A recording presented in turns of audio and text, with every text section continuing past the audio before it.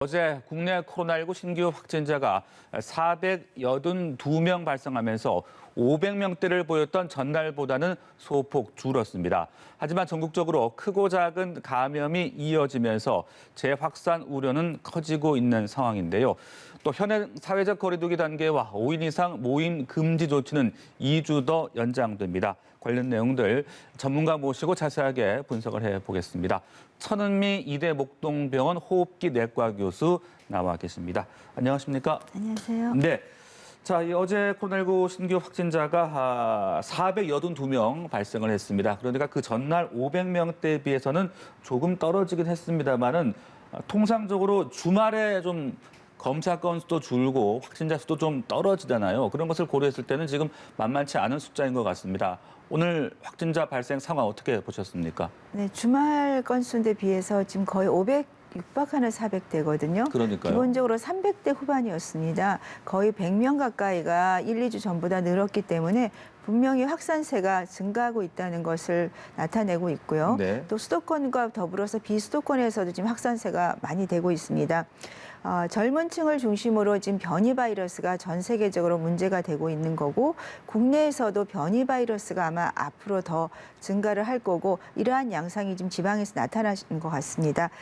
이동량이 증가하고 있는 증거가 봄철에 여러 가지 이제 나타나고 있고 이동량 증가와 함께 확산세는 같이 증가를 할 것입니다.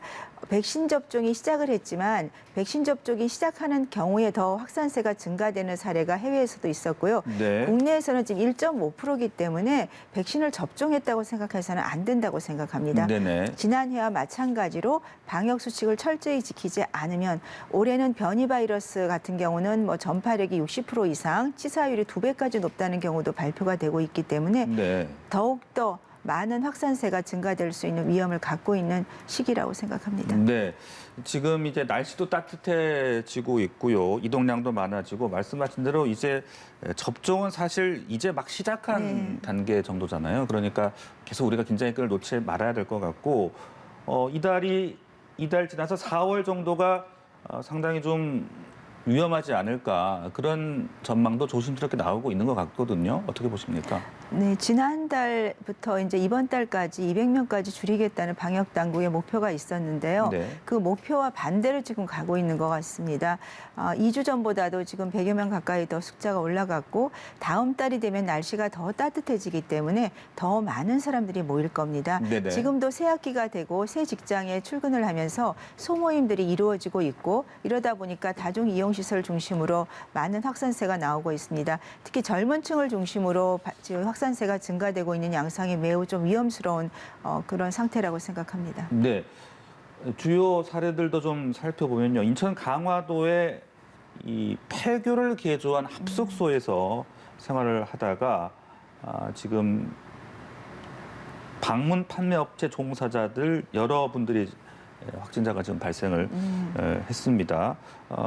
그 상황은 어떻게 좀 분석하셨습니까? 그러니까 숙식을 하게 되면 네. 감염제가 는다는 건 다 우리 이미 알고 있습니다만은 우리는 괜찮겠지 그런 생각 때문에 지금 이런 확산세가 자꾸 증가가 되고 있는 거거든요. 네. 가족끼리 감염 비례와 똑같이 이렇게 숙식을 하는 경우는 많이 나올 수 있습니다. 뭐 핸드볼 팀이라든지 운동 그런 같이 하시는 분들 중에서 지금 여러 사례가 이미 나오고 있었고 이번 사례도 그런 사례라고 생각합니다. 네. 자, 이런 가운데 지금 거리두기 단계는 2주 더 연장하기로 했습니다. 그런데 또 일각에서는 이렇게 2주씩 계속 이렇게 발표를 하기보다는 좀 더 장기적으로 접근을 해야 되지 않냐는 이야기들도 있더라고요. 어떻게 이해를 해야 되는 겁니까? 2주씩 연장한 게 지금 하도 여러 번이어서도 그러니까요. 기억을 네. 못하겠습니다. 우리가 백신 접종이 완료가 돼서 집단 면역이 되려면 저는 적어도 올해 말이 돼도 지금 좀 어렵지 않을까 생각을 갖고 있기 때문에 네. 장기적 안목으로 내년까지 생각을 해야 될 것 같습니다. 그렇다면 2주씩 연장할 것이 아니라 수도권과 비수도권을 나눠서 좀 더 구체적인 방안을 현실적으로 자영업자들에게 어려움을 최소화할 수 있고 네. 국민들이 이러한 일반 생활을 영위할 때 최소한의 불편감을 줄 수 있는 그러한 쪽으로 좀 방역을 바꿔야 될 것 같습니다. 2주씩 연장한다고 2주 후에 이것이 좋아지리란 보장은 저는 전혀 없다고 생각합니다. 네. 국민들의 피로감이 정말 많이 누적이 되어 있기 때문에 도리어 우리가 뭐 식당이라든지 카페나 사우나, 체육시설 등을 이용할 때 어떠한 수칙을 정확히 지켜야 되는지 사업주와 이용자에게 지침을 내려주시는 것이 저는 가장 필요한데 지금까지도 그러한 지침은 없고 그냥 뭐 어떻게 해라 이런 정말 막연한 지침들이 나오기 때문에 국민들이 그걸 지키기가 상당히 어렵고 그렇기 때문에 효과를 발휘하지 못하고 있다고 생각합니다. 네. 가장 좀 이 정리가 필요한 부분이 저는 식당과 체육시설이라고 생각합니다. 식당에 가보시면 알겠지만 이런 거리두기라든지 뭐 칸막이는 거의 지켜지지 않고 있고 저는 네. 그 과정에서 가장 감염이 많이 되지 않을까.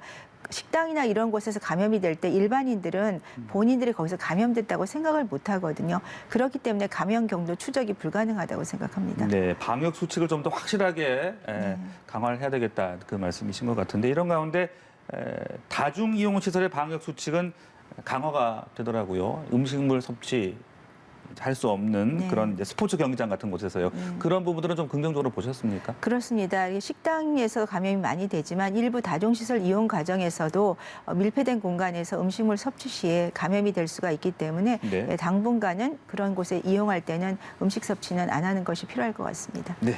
자, 그리고 아까도 저희가 이야기를 했습니다만은 이제 봄이 되면서 상충객들이 늘고 있고요. 또 야외 활동하면서 마스크가 좀 답답하다 보니까 또 날도 따뜻해지고요. 하다 보니까 그런 부분을 조금 긴장의 끈을 놓는 분들도 계실 것 같습니다. 또 이제 여러 곳에 이제 관광지에도 사람들이 많이 찾아갈 텐데 어떻게 좀 우리가 방역 수칙을 계속 잘 지켜야 되겠습니까?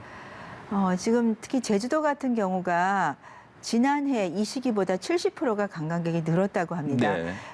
1년 전에는 사실 확진자 수가 지금의 10분의 1이었는데 10배가 는 지금의 더 인원수가 많은 분들이 제주도를 간 거죠. 그만큼 피로감 누적도 있고 나는 괜찮을 거야. 그런 생각을 네네. 갖고 있는 거죠. 그래서 이런 관광지 같은 경우, 특히 제주도 같은 경우는 그 입국할 때 입국 제한을 좀 하는 것이 필요할 것 같고요.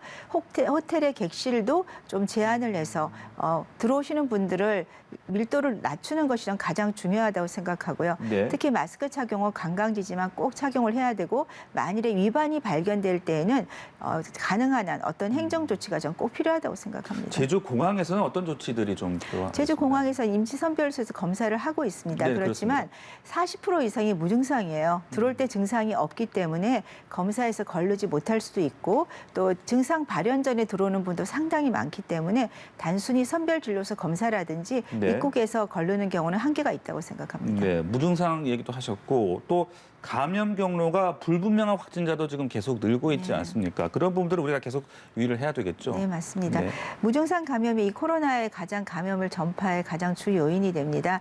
이번에 발표된 그 변이 바이러스만 해도 훨씬 감염력이 센데도 불구하고 국내에는 38% 거의 40% 가까이가 무증상인 거죠.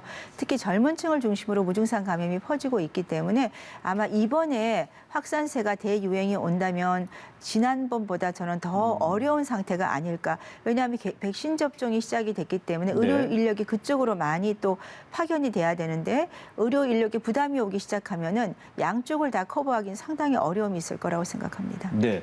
자, 백신 이야기도 좀 자세하게 해보겠습니다. 지금 백신을 맞은 뒤에 확진된 사례가 쉬운 건 넘게 나오고 있거든요. 그런데 그 시기를 보면은 접종 후 8일부터 14일까지가 절반 정도 달하고 또 2주 이후에도 25%가 넘는 그런 수치가 나오고 있습니다. 그러니까 1차 접종 후에도 계속 긴장을 놔서는 안 되는 거죠.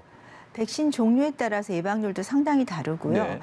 1차 접종 후에 보통 이제 15일 이후 2주가 지나게 되면 부분적으로 항체가 생기지만 그 항체 형성률이 RNA 백신 같은 경우는 50% 정도 머물고 있고요. 아수라 같이 이런 아데노바이러스 계통도 한 5, 60% 정도밖에 안 됩니다. 네. 그렇기 때문에 접종 후에 이동량이 증가하면서 확산세가 되는 것이 있고요. 지금 이렇게 감염이 되신 분들도 보면 2주가 지나도 감염되는 율이 백신이 100%가 아니라는 사실을 꼭 인지하셔야 되고 네네. 또 본인이 감염이 안 되는 확률은 증가를 하지만 타인에게 감염을 시킬 수 있다는 것도 꼭 기억을 하셔야 됩니다. 네, 그리고 이제 접종 후에 어떤 이상 반응을 나타내는 분들 지금 한 1.4% 정도가 신고를 했다고 하고요. 이렇다 보니까 백신 휴가제를 도입해야 되지 않냐는 목소리도 나옵니다. 그 부분은 어떻게 보고 계십니까?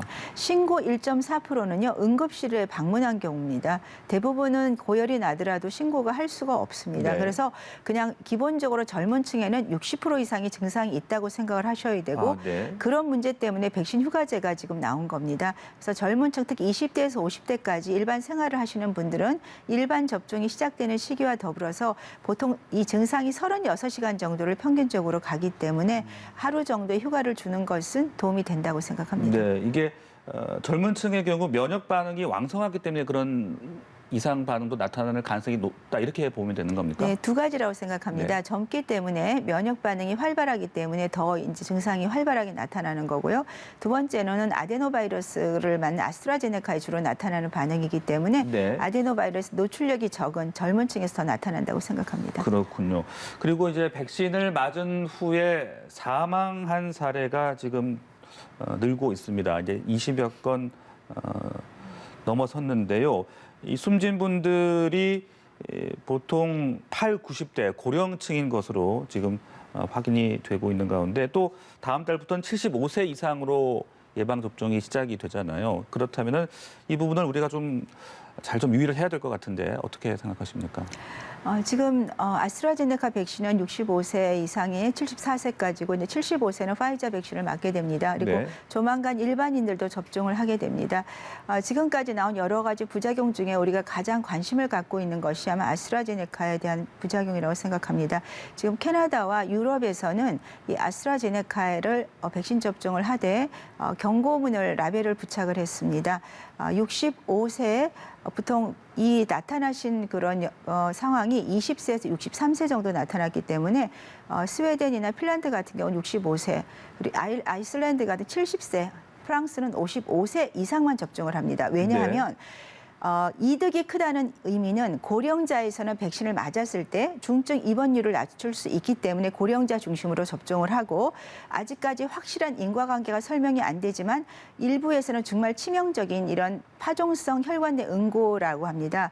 그 헤파린이라는 혈액을 항응고제 물질을 투여할 때처럼 이런 백신 접종 후에 항체가 형성이 되면서 혈전이 형성이 되면서 혈소판이 깨지는 거죠. 네네. 이런 거는 임상에서 굉장히 중증으로 갈 수 있는 상황이기 때문에 일부에서 발생하지만 우리가 조심스럽게 관찰을 해야 되고, 네. 아마 29일 날 일부 발표가 있을 거고요. 4월 6일부터 9일까지 유럽에서 결과를 발표할 예정이라고 합니다.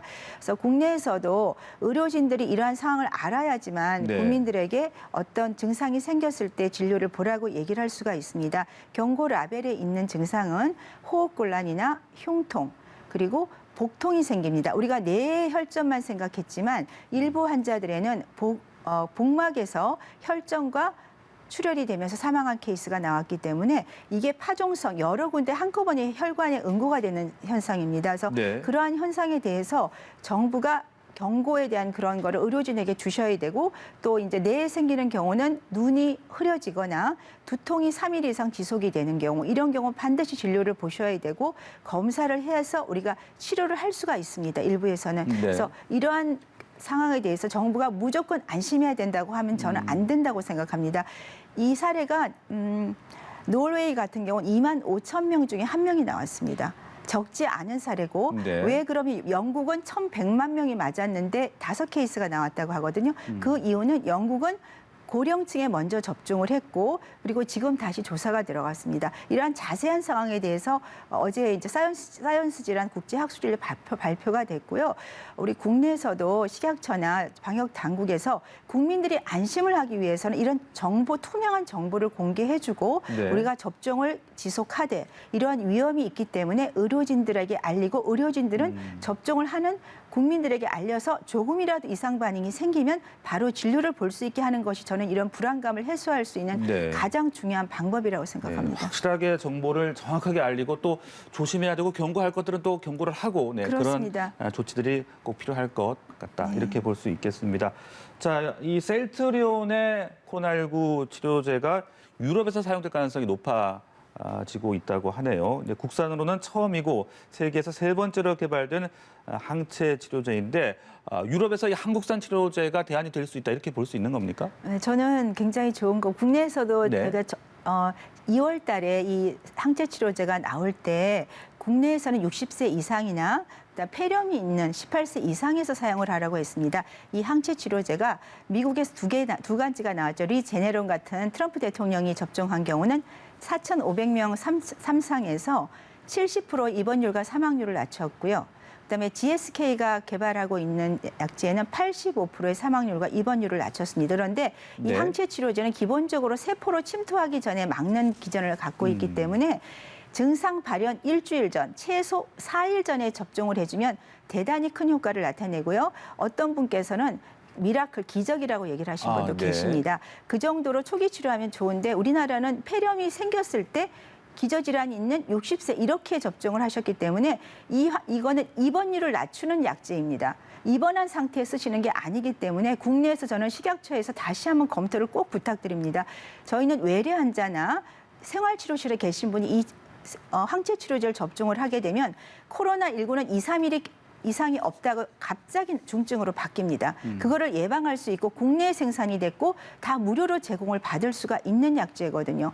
저는 정말 진심으로 부탁을 네. 드립니다. 다시 한번 꼭 검토를 해서 일반인들이 코로나 진단을 받으면 바로 주사를 맞을 수 있게 해주는 것이 저는 꼭 필요하다고 생각합니다. 네, 그리고요 식약처가 얀센 백신에 대한 첫 전문가 검증을 오늘 벌이게 됩니다. 도입 일정을 이제 협의하고 있다고 하는데 얀센이 1회 접종 용법이더라고요. 맞습니다. 네, 설명을 좀 해주시죠. 네. 얀센은 아스트라제네카처럼 아데노바이러스 26번 벡터로 그 아데노바이러스가 유전자 물질을 세포로 끌고 들어오는 그런 약제입니다. 1회 접종으로 67%의 예방률을 나타냈고요. 네. 그리고 남아공 바이러스라든지 거기에도 상당히 효과가 57% 정도 효과가 좋은 걸로 나타났고 중증도 한 85% 가까이 예방을 할 수가 있습니다. 그래서 상당히 좋고 또 1회 접종이기 때문에 네. 뭐 해외로 나간다든지 뭐 우리 수험생들 같은 경우도 시간상으로 굉장히 전략을 할 수가 있습니다.